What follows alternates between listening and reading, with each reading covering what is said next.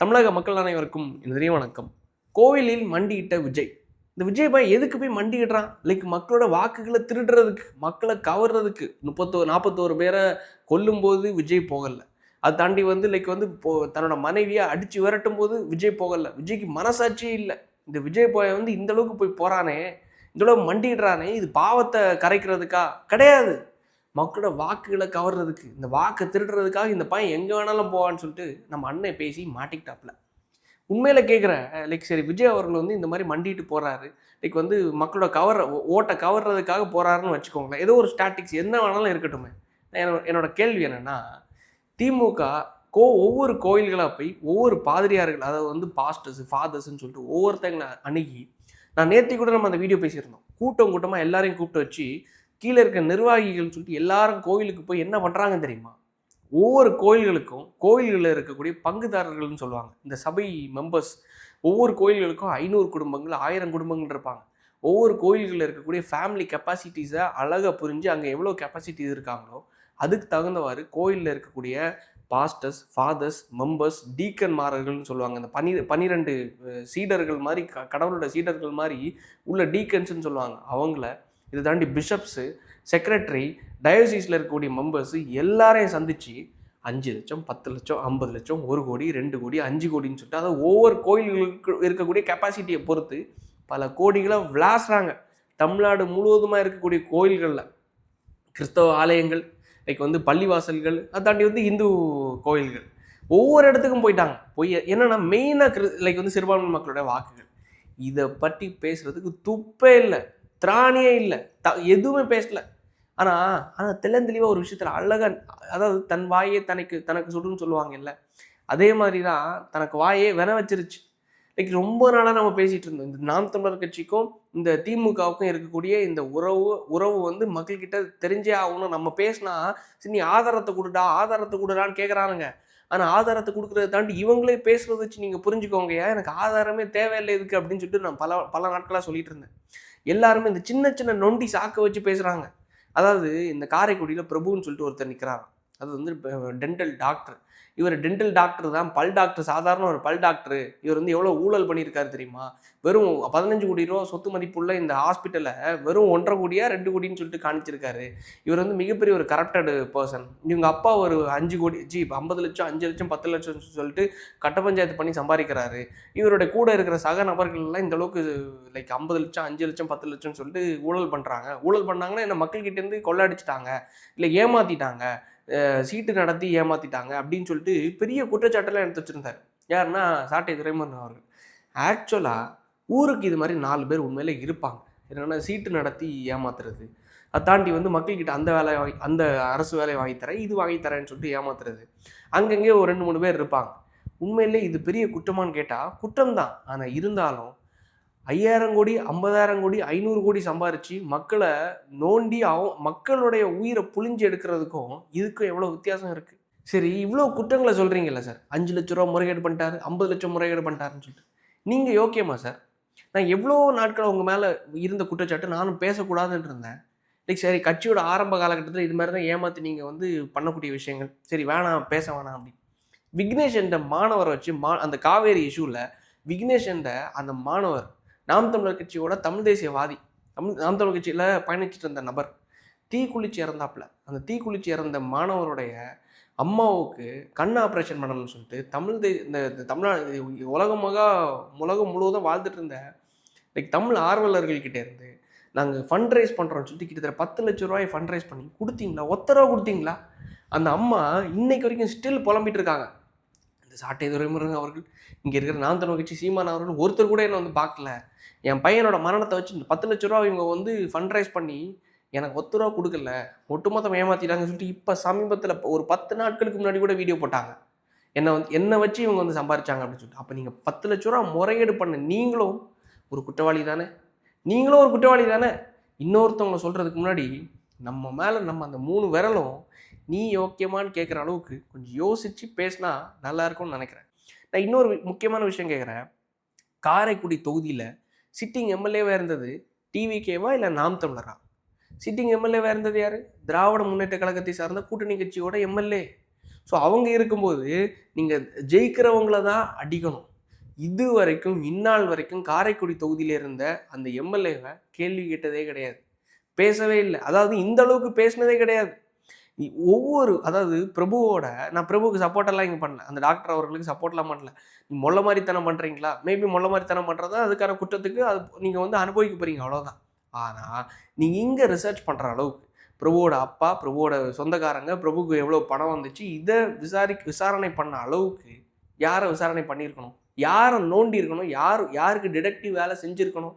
வெளிநாட்டில் எல்லாம் இருக்கவங்க கிட்டே எல்லாம் பேசி நான் கேட்குறது, புதுசாக இப்போ தான் ஒரு வேட்பாளர் உள்ளே வந்திருக்காரு, அவரை நோண்டுறது பதிலாக இன்னொருத்தன் ஈஸியாக ஜெயிக்கிற இடத்துல இருக்கான். அவன் ஒரு வீட்டுக்கு 5000 ரூபா கொடுக்குறான், 10,000 ரூபா கொடுக்குறான். ஒரு வீட்டுக்கு எவ்வளோ ரூபா கொடுக்குறாங்க தெரியுமா? நேற்று வந்த செய்தி, கடைசி இன்னும் 2 நாட்களில் தேர்தல், இன்னும் 2 நாட்கள் தேர்தலை வச்சு சிறுபான்மை மக்களோட ஓட்டை கவர்றதுக்காக கோயில்கள் அங்கே பணம் கோடிக்கணக்கில் போயிட்டுருக்கு. இதை தாண்டி ஒவ்வொரு வீட்டுக்கும் போய் ஒரு ஓட்டுக்கு 10,000 ரூபா, ஒரு ஓட்டுக்கு 10,000 ரூபா. நீங்கள் நம்புறீங்க நம்பல அதை விட்டுருங்க. நேற்றுக்கு கோயம்புத்தூர்லேருந்து எனக்கு நண்பர் ஒருத்தர் எனக்கு கால் பண்ணி சொல்கிறாப்புல, என்னோடய ஃப்ரெண்டு, மாப்பிள்ள ஒரு ஓட்டுக்கு 2,000 ரூபா கொடுக்குறாங்க மாப்பிள்ள, ஆனால் பக்கத்து வீட்டில் இன்னொரு கட்சிக்காரங்க ஒரு ஓட்டுக்கு 5,000 ரூபா கொடுக்குறாங்க. இது தாண்டி இதுக்கு முன்னாடி ஒரு ஓட்டு 5,000 வந்துருச்சு அப்படின்னு சொல்லிட்டு. லைக் என்னன்னா 2,000 5,000ன்னு சொல்லிட்டு கூட்டி லாஸ்ட் டைமில் ஒரு ஓட்டுக்கு சாலிடாக 10,000 ரூபா கொடுக்குறாங்க. 4 ஓட்டுன்னு பாருங்களா, 40,000 ரூபா. ஒரு வீட்டுக்கு 4 பேர் இருக்காங்க, சாலிடாக இருப்பாங்கல்ல, 3லேருந்து 4 பேர் 5 பேர் இருப்பாங்க. 40,000 50,000 ரூபா கவர் போட்டு ஓட்டர் ஐடியை வாங்கி கொடுத்துட்றாங்க.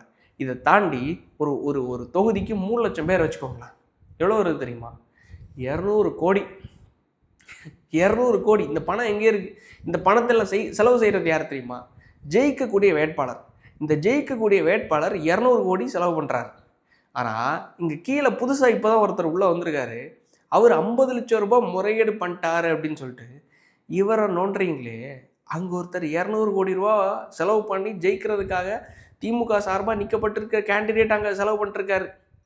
திருச்சியில் அதை தாண்டி பெரம்பூரில் திமுக சார்பாக நிப்பாட்டப்பட்ட ஒவ்வொரு கேண்டிடேட்டும் 5,000 10,000 விளாசி 50லேருந்து 200 கோடி ரூபா தாண்டிட்டாங்க, அங்கே செலவு பண்ணிருக்காங்க. ஆனால் அதை எதுவுமே பேசாமல், கேள்வி கேட்காம விஜய் மண்டிட்டார், விஜய் பேசிட்டார். இந்த பையனால் ஒரு பிரயோஜனம் கிடையாது, இந்த பையன் மக்களுக்கு பாவம் தான் செய்ய போகிறான், இந்த பையலுக்கு ஓட்டு போட்டு நீங்கள் உங்களை பாவத்தை சேர்த்துறாதீங்கன்னு சொல்லிட்டு தொடர்ந்து பேசிகிட்டு இருக்காங்க. நான் ஏன் திருப்பியும் சொல்கிறேன்னா, நம்ம ஒவ்வொரு வீடியோலையும் திமுகவே அடிக்கணும், திமுகவுக்கு ஜால்ரா போடுற நாம் தமிழர் கட்சியும் அடிக்க வேண்டிய சுச்சுவேஷனில் இந்த தேர்தலில் தள்ளப்பட்டிருக்கோம். என்னதான் நான் அந்த கட்சியிலேருந்து வந்தாலும் சரி, நான் ஒவ்வொரு வாட்டியும் பேசும்போதும் இவங்களை பேச வேண்டாம் விசுவாசம் என்ற ஒரு காரணம் என்னென்னா, உண்மையில சொல்கிறேன், லா காலேஜில் என்ன மாதிரி ஒவ்வொரு வருஷமும் பல்லாயிரக்கணக்கான ஸ்டூடெண்ட்ஸ் வந்து வெளில வராங்க, பல நூற்றுக்கணக்கான ஸ்டூடெண்ட்ஸ் வெளில வராங்க. எல்லாருமே அரசியல் கற்றுக்கிட்டு பேசுகிறாங்களான்னு கேட்டால் எனக்கு தெரிஞ்சு கிடையாது. என்னோடய ஃப்ரெண்ட்ஸும் இன்றைக்கி என்னோடய வீடியோஸை பார்க்குறாங்கன்னா அதுக்கு ஒரே காரணம் தான், சீமான் அவர்கள் போட்ட அவர் கற்றுக் கொடுத்த விஷயம் தான், அவ்வளோ வேறு ஒன்றும் கிடையாது. அதுலேருந்து கற்றுக்கிட்டேன். பிரபாகரன் அவர்களை பற்றி கற்றுக்கிட்டோம், ஒவ்வொரு அரசியல் தலைவர்களை பற்றி கற்றுக்கிட்டோம், பழனி பாபா அவர்களை பற்றி கற்றுக்கிட்டோம், லைக் வந்து காமராஜர் ஐயாவை பற்றி கற்றுக்கிட்டோம், முத்துராமலிங்க தேவர் அவர்களை பற்றி கற்றுக்கிட்டோம், அஞ்சலியம்மா அவர்களை பற்றி கற்றுக்கிட்டோம். எல்லாரையும் பற்றி கற்றுக்கிட்டு இவங்கெல்லாம் யார், இவங்கெல்லாம் போராளிகளா, இல்லை கலியபெருமாள் அவர்களை பற்றி கற்றுக்கிட்டோம். இது எல்லாம் கற்றுக்கிட்டு இவ்வளோ விஷயம் வந்ததுனால தான் இன்றைக்கி உங்கள் முன்னாடி நாங்கள் பேசிகிட்டு இருக்கேன். இருந்தாலும் கற்றுக் கொடுத்த வாத்தியாரை நம்ம இன்னைக்கு எக்ஸ்போஸ் பண்ணுறோன்னா அதுக்கு வேற ஒன்றும் இல்லை, வாத்தியார் விலைக்கு போயிட்டார். வாத்தியார் அவ்வளோதான், முடிஞ்சு போச்சு. லைக் என்னன்னா வேற ஒன்றும் இல்லை. நேற்றுக்கு ஒரு சம்பவம் நடந்துச்சு. அவர் பிரச்சாரம் மேற்கொண்டுட்டு இருக்கும்போது ஒரு பொம்பளை பிள்ளை, ஒரு எப்படின்னு தெரிஞ்சு எனக்கு தெரிஞ்சு ஒரு 23 24 25 வயசு இருக்கும்னு வச்சுக்கோங்களேன். ஒரு பொம்பளை பிள்ளைய இவர் என்ன பண்ணுறாரு, தூக்கி வச்சு அந்த பொண்ணு வந்து முத்தம் கொடுக்குறாங்க. ஆக்சுவலாக நடந்தது என்னென்னா, பல குழந்தைங்க ஒரு 7ஆம் வகுப்பு 8ஆம் வகுப்பு 9ஆம் வகுப்பு 10ஆம் வகுப்பு 11ஆம் வகுப்பு படிக்கிற பசங்களை எல்லாம் தூக்கி அங்கே முத்தம் கொடுக்குறதுக்கு ஆசைப்படுறாங்க. சீமான் அவர்கள் அந்த பிரச்சாரம் வாகனத்தில் மேலே உட்காந்துட்டு தூக்குறாரு. அந்த ஃபோட்டோவை புகைப்படத்தை போடுறேன். தூக்கும்போது என்னென்னா, அந்த பசங்க வந்து முத்தம் கொடுக்குறாங்க அந்த சீமான் அவர்களுக்கு. அப்போது ஒரு பொண்ணு வராங்க, தூக்குறாங்க. அந்த பொண்ணு இல்லைண்ணா வேணாண்ணே அப்படின்னு சொல்கிறாங்க. திருப்பியும் தூக்கி இல்லை வற்புறுத்தி தூக்குறாரு. வற்புறுத்துங்கிறத விட அவர் ஒரு ஆசையில் தூக்கிடுறாருன்னு வச்சுக்கோங்களேன். நம்ம அதை கொச்சப்படுத்தக்கூடாது. அவர் ஒரு தலைவர், அவர் தவறாக நடக்கிறதுக்கு பொது வழியில் நடக்கிறது வாய்ப்பில்லைங்கிறத நம்பி அவர் தூக்குறாங்க, தூக்கி முத்தம் கொடுக்குறாங்க. அவ்வளோதான், அதோட முடிஞ்சிருச்சு. இதை விஜய் அவர்கள் செஞ்சுருந்தா என்ன நடந்திருக்கும்? ஆஃப்டர் ஆல் 12th படிக்கிற ஸ்டூடெண்ட்ஸை கூப்பிட்டு வச்சு மேடையில் மேலே கை போடும்போது, தோளில் கை போடும்போதும், அந்த குழந்தைகளுக்கு மத்தியில் முத்தம் கொடுக்கும்போதும், அதை பண்ணும்போது எந்த அளவுக்கு விமர்சனம் வந்துச்சுன்னு பாருங்களேன். ஆனால் இதெல்லாம் நார்மலைஸ் நம்ம நார்மலைஸ் பண்ணிட்டுருக்கோம் எப்படின்னா, லைக் இது ஒன்றுமே கிடையாது, அவர் இது மாதிரி பண்ணலை. இன்னொரு கூத்து நடந்துச்சு. சேகர் பாபு அவரோட தொகுதியில் ஒரு வேட்பாளர் ஒரு ஒரு ஒரு டிவிக்கு கட்சியை சார்ந்த நபருடைய பொண்ணுன்னு நினைக்கிறேன். இவங்க என்ன பண்ணுறாங்க, அங்கே வாக்கு சேகரிப்பில் ஈடுபட்டிருக்காங்க. ஒரு டாக்டர் பெண்மணி வாக்கு சேகரிப்பில் ஈடுபட்டிருக்காங்க. சேகர் பாபு அவரோட தொகுதியில் இவங்களும் இன்னொரு சின்ன பொண்ணும் 2 பேரும் தான் வாக்கு சேகரிப்பில் ஈடுபட்டிருக்காங்க. போகும்போது அங்கே இருக்கிற திமுக பயலுங்களால் மிரட்டப்பட்டு, நீங்கள் எதுக்கு இந்த ஏரியாக்குள்ளே வரீங்க, எதுக்கு வந்தீங்க, நீங்கள் டாக்டராக இருக்கீங்கன்னா இங்கே உங்களோட ஜோலி என்ன, இவங்களை விடாமல் அங்கே சுற்றி இவங்களை கேள்வி கேட்டு மிரட்டுறாங்க. இவங்க கையில் தான் விசில் வச்சுருந்தாங்க போல், இது தூக்கி இது பண்ணியிருப்பாங்க போல். இது இந்த சலசலப்பு நடந்துச்சுன்னு வச்சுக்கோங்களேன். மேடல் வச்சு அந்த பொண்ணு பேசின விஷயம் என்னென்னா, அவங்க பக்கத்தில் அப்பாவா இல்லை ரொம்ப க்ளோஸ் வெல்விஷராக யாரோ இருக்காங்கன்னு நினைக்கிறாங்க. கரெக்டாக எனக்கு அது சரியாக தெரில. லைக் வந்து ஃபுல் வீடியோ நான் பார்த்தேன். அப்போ அவர் என்ன பண்ணுறாரு, நீ பேசுமா அப்படின்னு சொல்கிறாங்க. இந்த பொண்ணு எல்லாத்தையும் பேசிட்டு வருத்தத்தில் பேசும்போது, சரிம்மா நீ போய் உட்காரு அப்படின்னு சொல்லிட்டு. ஆக்சுவலாக இவர் என்ன பண்ணுறாருன்னா, உண்மையிலேயே பேசும்போது இவர் போதையில இதிலெல்லாம் கிடையாது. அந்த பொண்ணை பேச விட்டு கடைசியில் என்னென்னா, அந்த ஒரு கிளிப்பு கட்டிங் வந்துருச்சு. கட்டிங்ஸ் எப்படி வந்துச்சுன்னா, அந்த பொண்ணை வாயை பொத்தி ஃபேஸில் கை வைக்கிற மாதிரி, நீ போமா அப்படின்னு. அதை தவறாக சித்தரித்து, இங்கே பாருங்கள் டிவிக்காரங்க எவ்வளோ அநாகரிகமாக ஸ்டேஜில் ஈடுபடுறாங்க அப்படிங்கிறது அந்த அளவுக்கு வித்தியாசமாக கொண்டு போயிட்டாங்க. ஆனால் ஆக்சுவலாக என்னென்னா, அந்த பொண்ணு களத்தில் வாக்கு சேகரிக்கும் போது பாதிக்கப்படும் போது அந்த பொண்ணு அதை வந்து ஸ்டேஜில் ரிஃப்ளெக்ட் பண்ணுறாங்க, பேசுகிறாங்க. அதோட அந்த வலி தாங்க முடியாமல் அவங்க சென்டிமெண்ட்டாக பேசும்போது பக்கத்தில் நின்றுட்டு இருந்த நபர், அப்பா தான் நினைக்கிறேன், அந்த பொண்ணை சரிம்மா கவலைப்படாது, நீ கீழே போய் உட்காரு அப்படின்னு சொல்லிட்டு கீழே அனுப்புகிறாங்க. இதை எப்படி எந்த அளவுக்கு சித்தரிக்கிறாங்கன்னு பாருங்களேன். இன்ச்சு பை இன்ச்சாக எல்லாத்தையும் அடிக்கிறது, வேறு ஒன்றும் இல்லை. நேற்றுக்கு அழகாக மாட்டிக்கிட்டார். நான் உண்மையிலே இதை எதிர்பார்த்தேன், எந்த அளவுக்கு பொது வழியில் பேசுவார் அப்படின்னு சொல்லிட்டு. அழகாக சாட்டை அவர்கள் பிரச்சாரத்தில் ஈடுபடும் போது திமுக காரங்களாம் நம்மளுக்கு ரொம்ப வெல்விஷஸாக இருக்காங்க. எப்படின்னா, அண்ணா நீங்கள் இறங்குற அளவுக்கு அடிங்கண்ணே, இந்த திருட்டு டிவிக்கு பையன்களை உள்ளே வரவே விடக்கூடாது. நம்ம பங்காளிங்க, நம்மளுக்குள்ள 1000 பிரச்சனைகள் இருக்கலாம், அதெல்லாம் பேசி நம்ம தீர்த்துருக்கலாம். ஆனால் நம்ம பேசி தீர்த்துக்கலாம், அது நாளைக்கு தீர்த்துக்கலாம். ஆனால் இந்த பயலுங்களை மட்டும் வந்துடவே கூடாது, இவனுங்க வந்துட்டா மிகப்பெரிய மோசமான பயலுங்க அப்படின்னு சொல்லிட்டு பேசிட்டார், பிரச்சாரத்தில் பேசிட்டார். என்னடா இது உண்மையை உளறிட்டாரே அப்படின்னு சொல்லிட்டு நானும் பார்த்தேன். இவ்வளோ நாள் பொத்தி வச்ச மேகலன்னு சொன்ன மாதிரி அதை வந்து வெளியே சொல்லிட்டாரே, அவரே உண்மையில ரெக்ரெட் பண்ணுவார். ஐயோ தவறாக வாய் விட்டுட்டோமோ, பேசிட்டோமோ அப்படின்னு சொல்லிட்டு. அது திமுக நம்ம அண்ணன் தம்பில நம்ம மேல ரொம்ப பாசமா இருக்காங்க. திடீர் பாசத்துக்கு காரணம் இல்லை, நம்ம பங்காளி சொல்லிட்டு எப்போ வச்சுக்கலாம். இந்த விஜயை மட்டும் விட்டுறாதீங்க, அவன் நம்ம அடிச்சுக்கலாங்க, நம்ம அப்புறம் பேசிக்கலாம். எங்களை நீங்க திட்டுங்க, பிரச்சனை கிடையாது, அதை நாங்க பெருசா கண்டுக்க மாட்டோம். ஏன்னா எங்களுக்கு கூச்சநாச்சமே கிடையாது, நாங்க துப்புனா தொடச்சிட்டு போயிட்டே இருப்போம். பட் விஜயை விட்டுறாதீங்க, விஜயை நீங்க அடிக்கிறது ரொம்ப பிடிச்சிருக்குன்றாங்க. அதனால இந்த தேர்தல்ல இந்த தொகுதி இருக்கிற மொத்த திமுக காரணம் நாம் தமிழர் கட்சிக்கு தான் வாக்கு செலுத்த போறான். அதாவது என்னன்னா, பல நாள் திருடன் ஒரு நாள் வந்து வெளிப்பட்டுருவானா, அதே தான் நடந்திருக்கு. பல நாட்களாக மக்களை ஏமாத்திட்டு இருந்த தமிழ் தேசியவாதி என்ற ஒரு போர்வையில் மறைஞ்சிட்டு, தமிழ் தேசியவாதி அந்த இளைஞர்களையே ஒட்டுமொத்தமாக ஏமாற்றி நம்மளோட எதிரி டிஎம்கே கிடையாது, நம்மளோட எதிரி டிவிக்கே தான் அப்படிங்கிறத சித்தரித்து எல்லாரையுமே எப்போதாண்டா இந்த அணில் வருவல் அப்படின்னு சொல்லிட்டு ஒரு டாபிக் வெயிட் பண்ணும் அப்படிங்கிற மாதிரி மக்களோட மனநிலையே மாற்றி விட்டாங்க, மைண்ட் செட்டே மாற்றி விட்டாங்க. நம்மளோட எதிரி டிஎம்கே கிடையாது, டிஎம்கே என்னதான் நம்மளோட எதிரியாக இருந்தாலும் அவங்கள விட பெரிய எதிரி இந்த டிவிக்கே தான் அப்படின்னு சித்தரிச்சுட்டாங்க. எனக்கு சத்தியமாக புரியலை. அவன் 500 கோடி 50,000 கோடி 1000 கோடி லட்சம் கோடின்னு சம்பாரித்து கொள்ளடிச்சு இருக்கும்போது எப்படிடா இங்கே இருக்கிறவன் 5 லட்சம் 10 லட்சம் ஏமாத்துறவனும் கீழே இருக்கிற முறைகேடு செஞ்சவன் எப்படி பெரிய எதிரி ஆவான்? அதை விட பெரிய எதிரி யார் தெரியுமா? அங்கே மேலே திமுகவில் ஒருத்தன் வந்து உங்களோட 2.5 லட்சம் மக்களை, உங்களே இல்லை நம்ம 2.5 லட்சம் மக்களை கொத்த கொன்று குவிக்கும் போது பீச்சில் போராட்டம் பண்ணுறன்னு பேரில் கட்டிலே வச்சுட்டு 2 துணைவியாருடனும் 2 ஏசி வசதியுடனும் பெரிய பீச்சில் போராட்டம் பண்ணவர் தான் உங்களோட பெரிய எதிரி. இந்த வந்தேரி பயலுங்க, இங்கே இருக்கிற திமுகவோட ஒட்டுமொத்த பயலுங்களும் மாவட்ட செயலாளர்களும் வப்பாட்டிக்கு பிறந்தவன்னு சொல்லிட்டு டைரெக்டாக ஓப்பன் டாக்க பேசினவர் இதே சாட்டை திருமகன் அவர்கள், இதே நாம் தமிழர் கட்சி.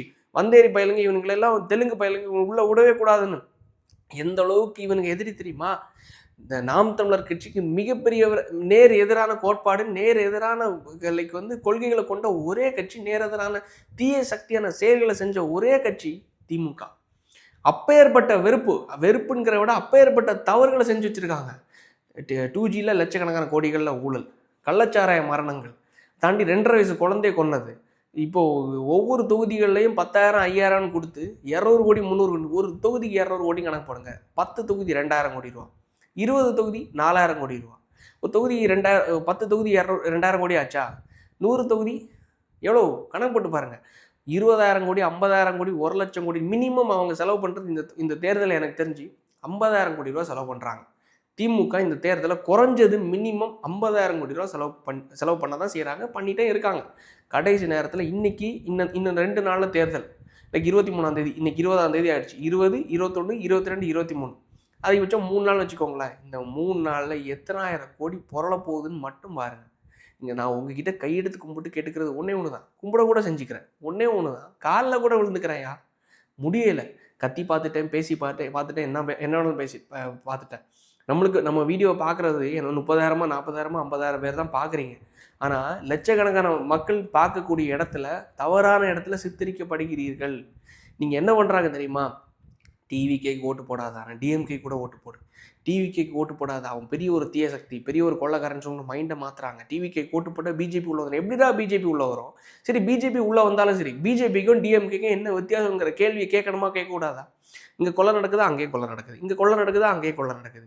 இங்கே வந்து ப்ரைவேட்டைசேஷன் பண்ணுறாங்களா, பிபிடி என்ற பப்ளிக் ப்ரைவேட் பார்ட்னர்ஷிப் என்ற பேரில் ப்ரைவேட்டைசேஷன் பண்ணுறாங்களா, தனியார்மையாக்குறாங்களா, அங்கேயும் தனியார்மையாக தான் செய்கிறாங்க.